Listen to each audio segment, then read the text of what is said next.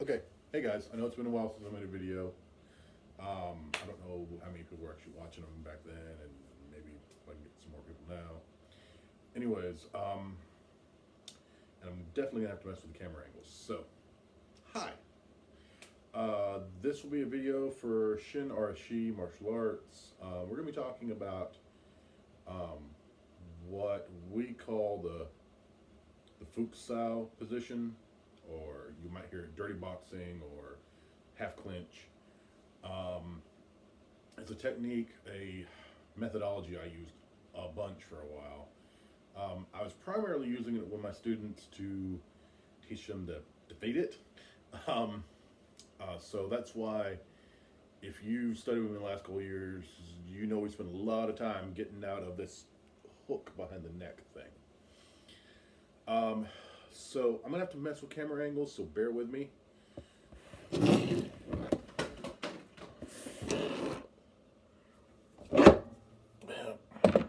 Okay, so get Bob out here.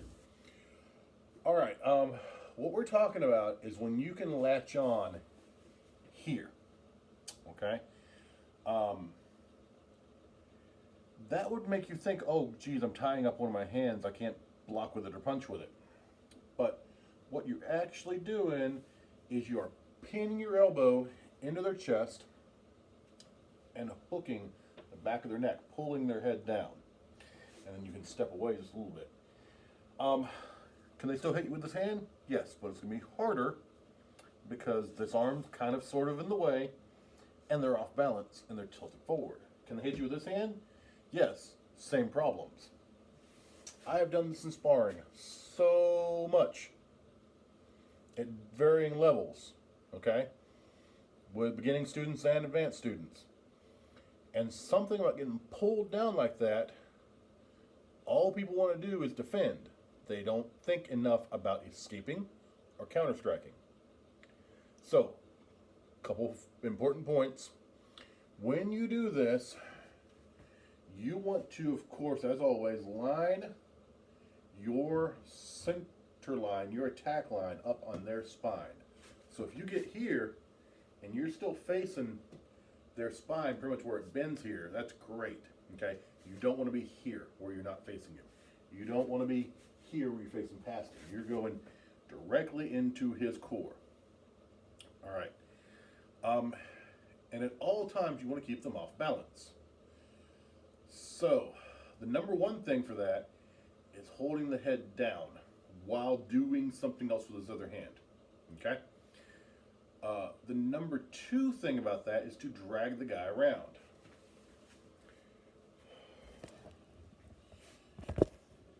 So, let's see how the camera works here.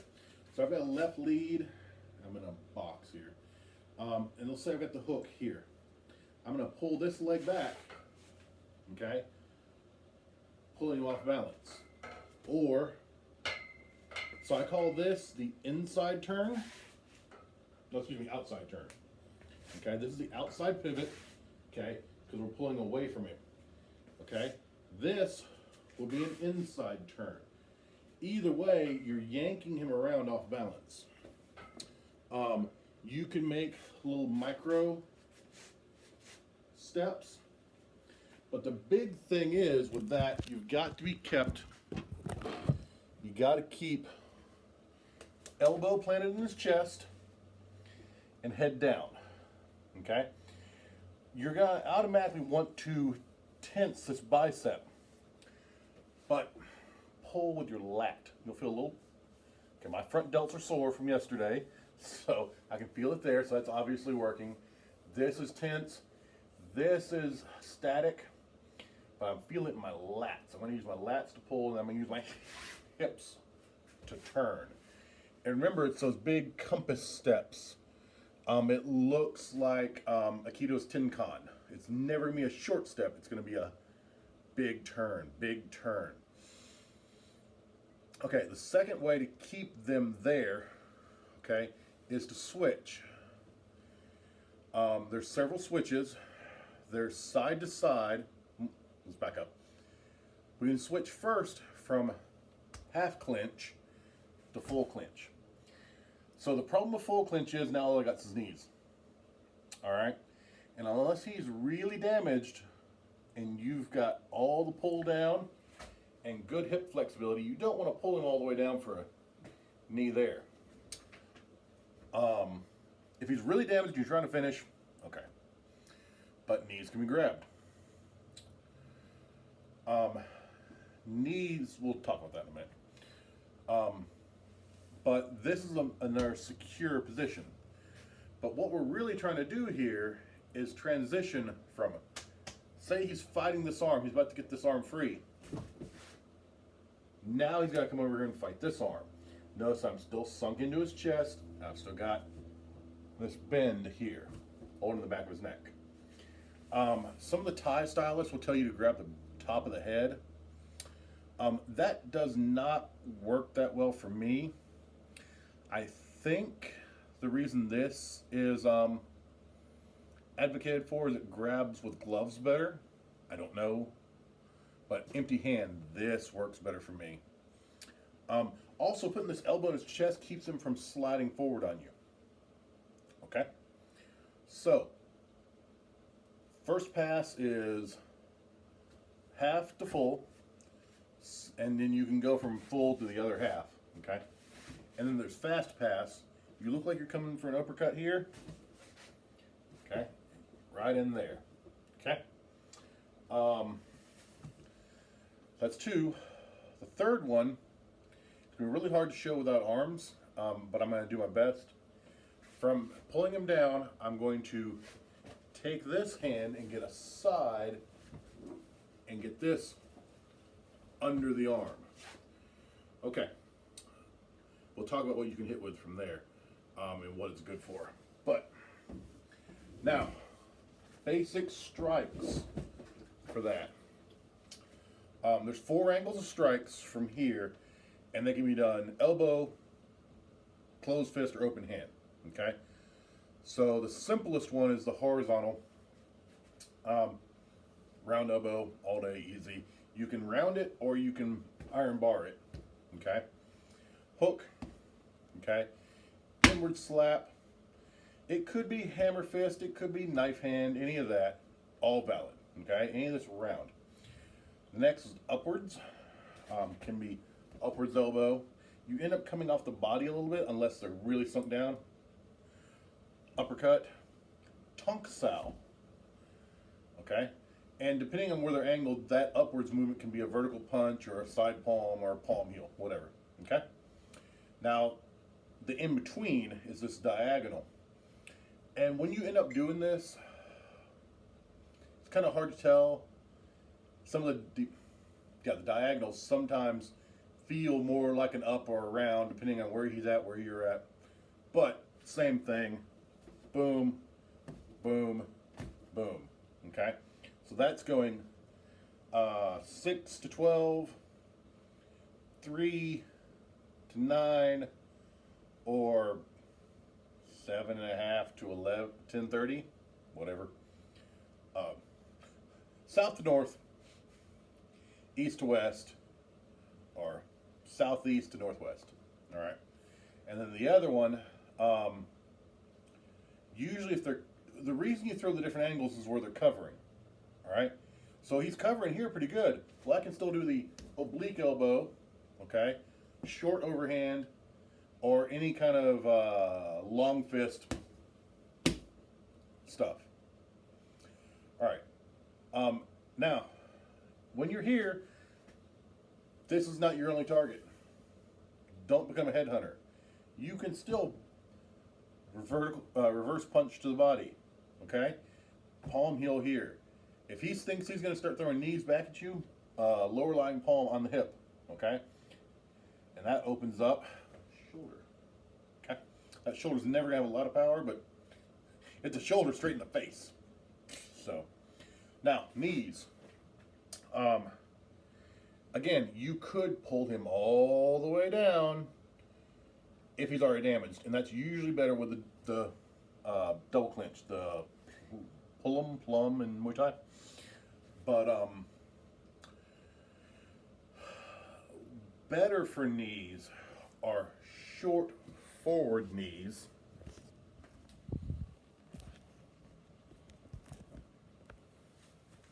Okay, I've got him hooked, and I'm going to just jam my knee forward into his quads, or if I'm on the side, in the sciatic nerve. If I get behind him in the hamstring, okay?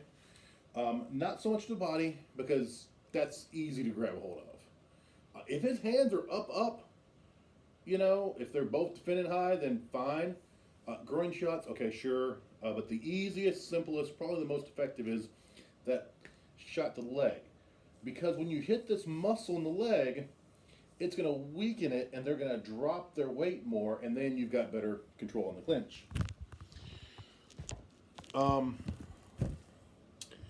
If you go to full clinch, all right, this can even be a stall. You can, and now they're trying to do something, especially if they're trying to underhook you or something like that to go for wrestling, you can pin them down with the elbows here, and they think you've got a full clinch. Okay, real subtle movements right there. All right, now this side clinch deal I'm talking about, the wing clinch is what I like to call it.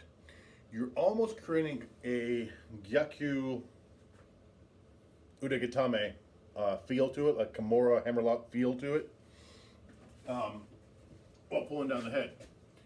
You can spiral him down and make this an arm lock and put him on the floor. You can, at this point, you can get a knee there. Be careful of his other arm, okay? You can bring this hand off, okay? Upwards crane strike, tonk sao, uppercut. This can roll into an elbow here. Suck showing on Bob as opposed to a human. But you get the idea. And then from this here, Putakapalla's right there. You can transition to a Kimura. You can transition to a more traditional Aikido Ude Ose, arm pin. You can transition to this forward arm lock I like. You could go for guillotine. I don't like guillotine because you don't know where their other hand is. They could be a knife. They could be ripping your nuts off. Whatever. So now a couple other things with that. If you put yourself in this Fukusao position, all right, against a judo guy, a Greco-Roman guy, a wrestler of any kind, know that you're creating a world where they want to play. So when you get good at the Fukusao hold, neck pulling hand is what it's called in the Wing Chun Wooden Dummy routine. Mengen, I believe. It's also a really good idea that that's where you need to be working on your anti throw holds. Okay, so it's really good to practice your Lunsao here. Okay, practice pocking away grabs, tanning away grabs. Okay, and if you feel them looking for underhooks, it may be time to go back to trapping as opposed to this clinch. This is most effective against strikers. Okay. Now, what's the point? Okay. Depends on what your situation is. Are we trying to escape? If our idea is to escape, we don't want to hold here. We want to hit them a couple times, toss them on the floor. Do we have to finish them? Is this where we have to damage them then this is a great place to unload some damage. What you have to do for that is pepper with some shots, okay, and then finish with a power hit. When you get all the way over here, especially this underhook, this is a really good time, you can't see that, for a reverse punch, okay? If we need to restrain them, slapping them around here, not a hard elbow, not a hard fist, just palm heels and slaps and ear pops and shots to knees to the leg, all that kind of stuff can soften them up for a takedown. Are you waiting for your buddy? You know, you see your friend, and all you gotta do is smother this attacker long enough for your assistants to get here. Half clinch is perfect for that. Do they have a friend? It takes practice, but you can use this position as a meat shield. Okay? To dance them around the floor, keeping them between you and them. Eventually you'll want to project them into their buddy and run off, but it's a possibility. So, the advantage of the half clinch is most people know how to grapple or how to strike. Some people know how to grapple and strike. Very few people know how to do it at the same time. This is intrinsic in Muay Thai uses it in a way that is just to unload a few shots and break off. Okay? Wing Chun has it. I've seen very few Yip Man lineage, popular lineage, Wing Chun people actually use it enough. It takes sensitivity. But if you've got sticking hand sensitivity and judo sensitivity, then it's beautiful. You know, we can always learn stuff from combat sports as long as you remember it is combat sports, not a real martial art. Randy Couture, a Greco-Roman wrestler, a wrestler that was used to controlling people here and here, okay, made huge use of this for years, and people couldn't solve the riddle. If he could get here on you, then he'd just smack you around. People would argue he couldn't finish a fight from there. I think that was he was being conservative in that. I think he could have landed more power shots to end the fight. And the people he was hitting were kind of top level. So, all right. What else do you need to know from here? One of the other things Randy did was use an underhook here, okay, to get some shots. Okay, I don't like this position because I'm not a Greco-Roman wrestler.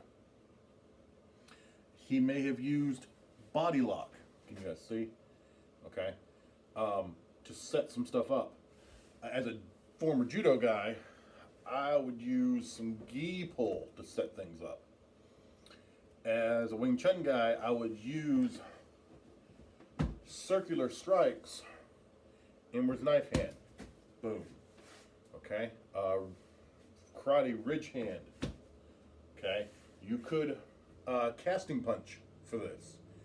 Casting punch is like a hook that ends as a back fist. So I'm here, I loop a hook, and then I end it here, hitting these two big knuckles in kind of an inwards back fist. But the real point of it is to get kubinagi position, neck hold position, or around the body. If you're going for a body shot. But that kubinagi position transitions to that real well. This is really good for a judo guy to learn if they find a throw starting to get stuffed. All right, you get in here and you got kubinagi, you start to throw, and all of a sudden they're popping your hips. All right, and you can't throw. All right, you get here and here. You're going to come in for Tenai Atoshi, and he steps out of it. Look how easily I can go from here, turn back on center line. Okay, I made an extra turn, but that's something you can do. Watch. We're here. Okay, I'm going to hit with this. Switch it. Okay. Notice how I'm turning my hips. It's a pivot. It doesn't have to go 90 degrees. That time I went 20, 30 degrees. Anyways, so the first time I get a chance to make a video of how to get the hell out of this, I will. It's kind of an Alexandrian cut situation. But thanks. Train hard.